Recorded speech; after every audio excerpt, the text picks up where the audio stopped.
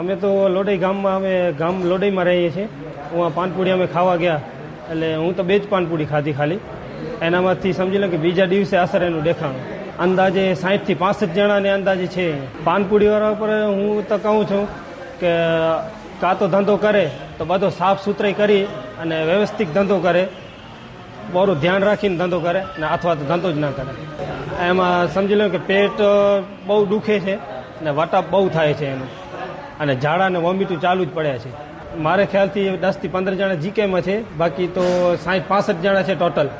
એટલે બાકી તો પ્રાઇવેટમાં ને બીજી અમુક જગ્યાએ ગયા છે, એડમિટ છે. ભુજ તાલુકાના લોડાઈ ગામમાં એક બનાવ સામે આવેલા હતા કે અમુક લોકોને ઝાડા ઉલટીના કેસીસ ધ્યાન પર આવેલા હતા અને એને અનુસંધાને આખું ઇન્વેસ્ટિગેશન કરતા ધ્યાન પર આવેલું છે કે કુલ એક ગામમાં લગભગ 36 જેટલા લોકોને પેટનો દુખાવો, ઉલટી, ઝાડા જેવા લક્ષણો ધ્યાન પર આવેલા અને એ પૈકી જે છે એ 9 દર્દીઓ જે છે એ સારવાર લેવા માટે આવેલા હતા અને એ પૈકી જે છે એ 4 દર્દીઓ એ GKGHમાં, 3 દર્દીઓ એ ખાનગી હોસ્પિટલમાં અને બાકીના 5 દર્દીઓ જે છે એ ત્યાં સ્થાનિક કક્ષાએ પ્રાથમિક આરોગ્ય કેન્દ્ર ઉપર સારવાર લઈ રહ્યા છે.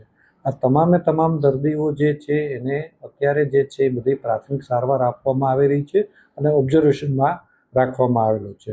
અમારા એપિડેમિક મેડિકલ ઓફિસર રૂબરૂ સ્થળ મુલાકાત કરી અને આખું ઇન્વેસ્ટિગેશન કરવામાં આવેલું હતું અને પ્રાઇમરી જે રિપોર્ટ જે છે એ મુજબ તમામ જે દર્દીઓ જે છે એની હિસ્ટ્રીમાં એવું મળેલું છે કે એ લોકોએ ગઈકાલે પાણીપુરી ખાધેલી ધ્યાન પર આવેલી છે.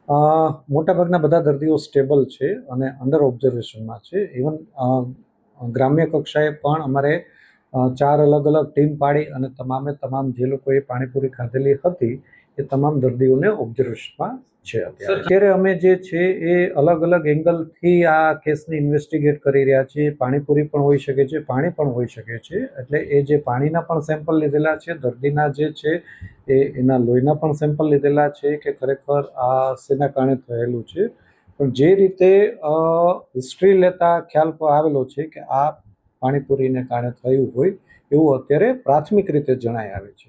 અમારી ખાસ લોકોને જે વિનંતી છે આ માધ્યમથી કે અત્યારે ઉનાળાની સિઝન છે એટલે જ્યાં પણ તમે જાઓ તો ત્યાં તાજું રાંધેલું જે હોય એ જ ખોરાક ખાવાની અમે અપીલ કરી રહ્યા છીએ.